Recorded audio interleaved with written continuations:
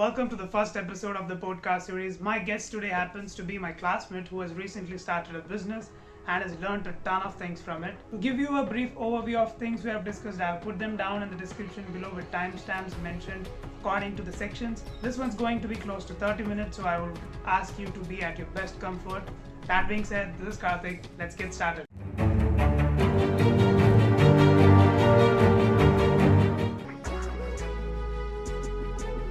First of all, thank you for making it this far and taking time out to be on the show.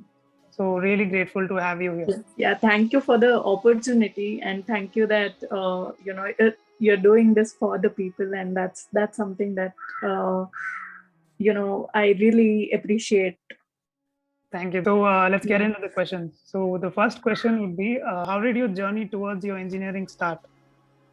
What's my engineering? Okay, that's a very so. Towards my engineering, I was. I mean, I was did you just, have any other choices, or did you really know that you wanted to do engineering? No, back in the days where probably we were 17 years old when we started figuring out what we want to do with life. And back then, personally, I didn't know what exactly would I be going through in the journey of engineering and why choose that. I knew that everybody around me were taking up engineering, and hence I took it up too. And I'm sure a lot of people of our age can connect to me in these terms, because anybody around you, if they feel that, even the parents think that that's the right path for you. And back in the age when you're 17 or 16, you really don't know which career path suits you, what would you enjoy doing in later years of life, and ultimately what would you do if you finish engineering. Maybe in any in engineering itself, there are so many domains to learn, and each domain has a different um, profession altogether. So I don't think I was so aware. It was just that um, everybody was taking up engineering, and I was more excited about coming to Bangalore. So that's what motivated me to take up engineering and head to Bangalore.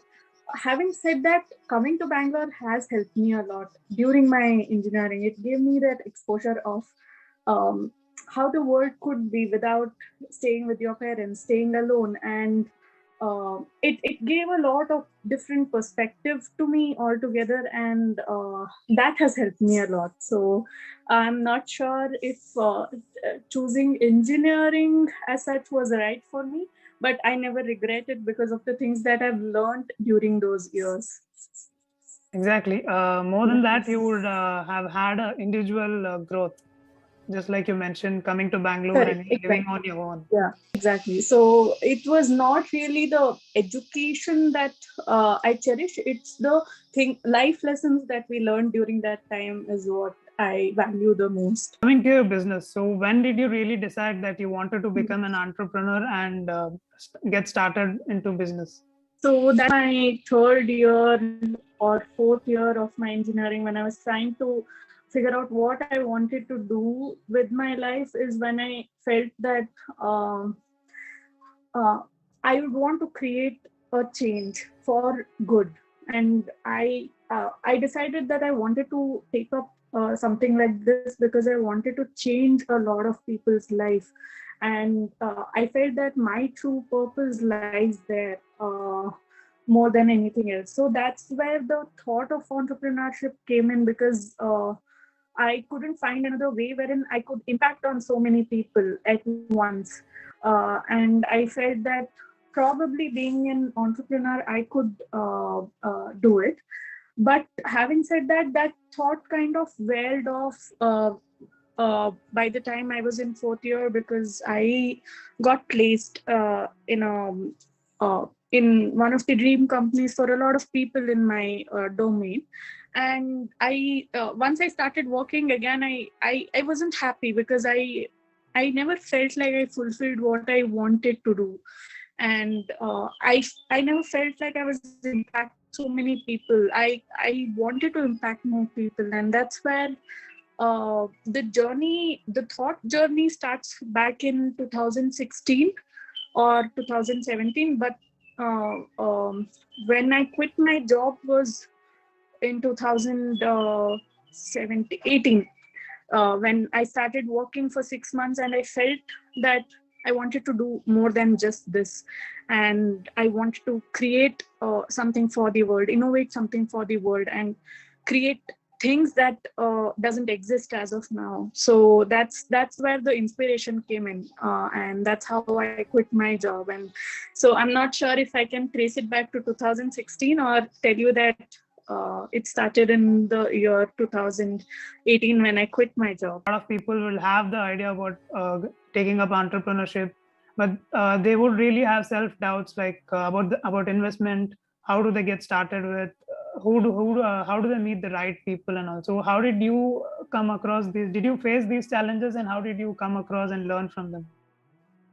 So yes, of course, like everybody, I also came across all these questions, but all that I realized was if I keep trying to answer these questions rather than working on what I want to do, I will never be able to probably get all the answers. And to be honest, 3 years in the journey, and I still don't have a couple of answers that you asked, like who are going to be the right partners. I still don't, but what I know is I want to do it, and I don't want to stop doing what I'm doing, and that's what motivates me. Even if I am alone in this journey right now, I don't mind it really, because I know that if I feel that I need a partner or an investor, we got a grant initially. That helped a lot. We got a grant from Karnataka Elevate, and but even without grants, there are so many startups that have bootstrapped and become huge by now. And what matters the most is, as long as you are catering to a need that a person has, and as long as they're ready to buy what you have, you don't really need an investment as such. People in your investors. So all these questions are going to be difficult, but I think that just focusing on what you want to do, and just doing it heads down is what matters the most. And that's all I can say. Only difference that I see is I keep doing it no matter what, no matter how many questions arise in my head, that is it going to work, is it not going to work, is it going to succeed like the way I imagine it to, or is it just going to be another company that is running from so long. I try to keep them at bay and work towards what I want to work, because that's the only thing that is in my control. And if I can change that on the minute level, or if I can work each minute of the day, then there is nothing like it. Each minute is like a progress to what I want to do further. So you basically mean that, rather than we waiting to get all the answers for our questions, it's better that we get started. Just try to find the answers on our journey. Yeah, correct. Makes sense. So there are thousands of questions that you might not even get answers to, but you will realize that you're doing something amazing in the journey. It's not that how am I.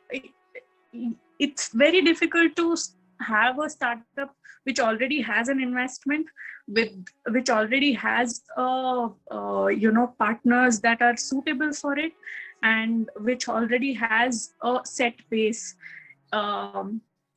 It's almost every entrepreneur's journey is they start off bootstrapped, and only by the way they are working and the way they're creating impact is when people start believing in them. And until you fill that gap, that I really want to work towards it and I really want to create that impact, you cannot really expect a funding or a partner to join you, for that matter. So as long as you start working towards it, even if you're alone in the beginning, even if you don't have investment in the beginning, if you start working towards it wholeheartedly, I believe that in the process you will figure out how you want it. That you might as well reach a phase wherein you don't no longer need an investment or no longer need a partner, and that is the happiness that you get in the process. That you know what, even if I've not figured out the questions that were bothering me first, I now know that it need not be answered anymore. And yeah, that's how I have felt over time. So yeah. What would be that one biggest challenge or maybe a mistake which you're grateful for because you learned a lot from it? One biggest mistake that I'm grateful for is I tried to invent and experiment a lot in the beginning, and failed miserably in a lot of phases. And each of those failures had a lesson. For example, burning. So once when I got my first tranche of investment, I burnt a lot of money without really thinking if that is needed or not. All I wanted to do was get my business started and running. And I never realized, will it really work economically? I never calculated. It was just that I kept burning money until I realized that no, this has to be a sustainable model. And I was fortunate enough to get that investment and burn it to learn it. But I would recommend any other entrepreneur to really make your business sustainable. Otherwise, become very difficult. So use investments for growth, but use the customer's money to sustain. That's what I believe in.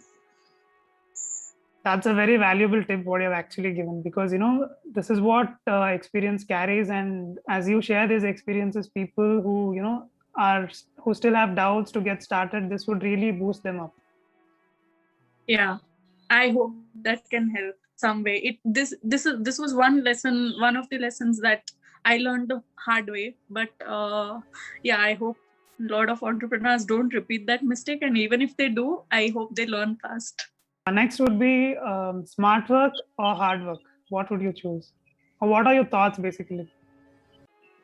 I think it's both. You have to, in current world, you have to work smart and hard in order to sustain. You work for 12 hours, 13 hours, 16 hours, but you have to be smart with each 5 minutes that you split your time. But I would still say that smart work wins. Hard work definitely wins, but each time when you're working, you have to question back as to what is the impact you're creating during that work that you're doing. And when if you feel that the impact is huge, then that in itself is a smart work. Great. So who is your idol? Do you have any quotes which you live by, or do you have any quotes which you've made by on your own, which you truly believe in? Who is my idol? I would say Abdul Kalam, APJ Abdul Kalam. He's no more, but he has been my idol since I was little, and the impact that he has created to build something or to create an impact before you die is what I get inspired from him. It's a borrowed or it's an inspired position that I have to create innovation that helps a lot of people. And that's what I have learned about him with his books or with his talks that I've seen, that he had that urge to, and that is very inspiring for me. Yeah, because I truly believe, Abdul Kalam sir has already, shined as much as possible when he was alive, and his light still passes on even till date. Yeah, exactly. I don't know how many people he has inspired until now, or he continues to inspire with the books that he has written or with the talks that he has given. Okay. So the next question would be, what are your thoughts on failures? Do you think they are necessary? Definitely. Failures is one thing that you cannot avoid. You cannot have a path which is filled with success. It might look like it's a success in long run, but no matter, only the person who goes through that knows how many failures he has had to reach there, because each of the failure teaches you a lesson that nobody else can teach you. No matter how much you try, you go through each of the failures that there are like a million types of failures that you can go through, and you can succeed only through the failures. It's not a dead end, it's a hurdle. Every failure, I believe, is a hurdle towards the end goal or the success or whatever it is. Rather than literally getting sad because we failed at something, we should actually look at it as an opportunity, like a stepping stone to success. Correct. One thing that that helped me get over failures quickly was, I was like, I believe that I could spend so much. So I was deciding if I wanted to do an MBA degree or a entrepreneurship, and what I thought was, in those 2 years, what would teach me more. So it didn't really matter if I succeeded or failed, because what I wanted to do was learn at the end. And failures can teach you like nobody else. So failures or success, I would learn a lot by the end of 2 years. So that was my thought process when I opted not to go ahead with the MBA degree. I was I was selected by one of the institute, and I dropped out of it. That was a really bold step what you took, and you would not be here if you hadn't taken that step. Exactly. I wouldn't be. And one thing is, what mattered to me the most was, did I learn something from each failure? And how am I going to ensure that I will not repeat those things, to ensure that I don't go through the same failure twice, because that's just waste of my time.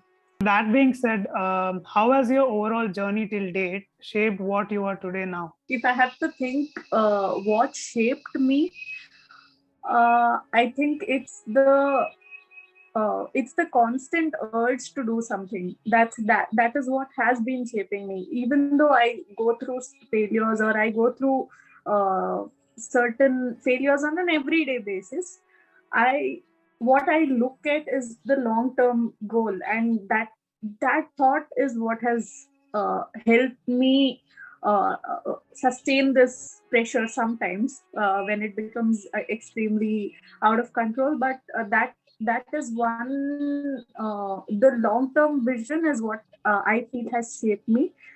Vision for the long term goals, and vision to understand that it's okay to fail at this point, as long as you're winning in the long run. That's what I believe in. What is an advice you would like to give your younger self at any stage of life? Probably keep doing what you're doing.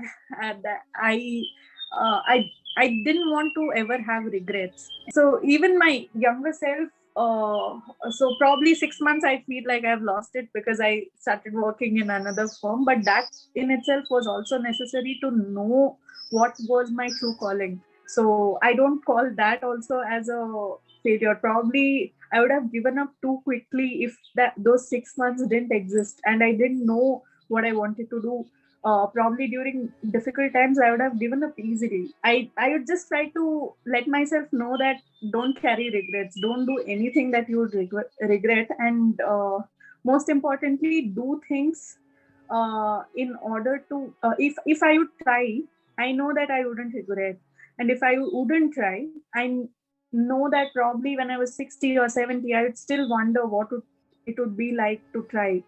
Even if it failed, it doesn't matter. But I would have at least tried. What if what if it's already too late to try? That's one thing, one regret that I never want to have. So yeah, that is what I would want to tell my younger self. So, what are your future plans? Are you planning to, expand into different cities of India? So, anything about it? Currently, we are expanding into different cities of India. Uh, Currently, we are catering to B2C customers. What we are planning to do ahead is cater to B2B, as in supply to the builders and the architects and the builders, and not just that, expand internationally. We are in that process. We are trying to figure out how things go, and that has been our plan. Currently, we are able to ship it across India, but we are not international yet. So that is one thing that I really want to try. And other than that, I want to innovate more in terms of smart furnitures because that is going to be the future. You're looking at expanding through IoT and furnitures, like a fusion of both. Correct, correct. What would be that one piece of advice you want to give to people who are starting up, or generally to anybody who's just starting up, who's coming up with ideas? What is the piece of advice that I would want to give them is do it. Don't look back. No matter how many times you fail initially, fail fast, learn fast, and go ahead and do it. Don't regret not doing it later on. What I would want to tell the people who are starting off. And of course, everybody goes through the self-doubt, that will I be capable enough to do it. You will figure it out only when you start doing it. And well, that is the difference. When you start doing it, you know that you believe you are more capable of doing it. So thank you so much for sharing your thoughts and your ideas. So that's all for today, and Yeah. it was really amazing having you on the show. I wish you all the best in the Yeah. future. Thank you so much, Karthik. Thank you for the opportunity. I hope I create some impact at least. So Definitely, yeah.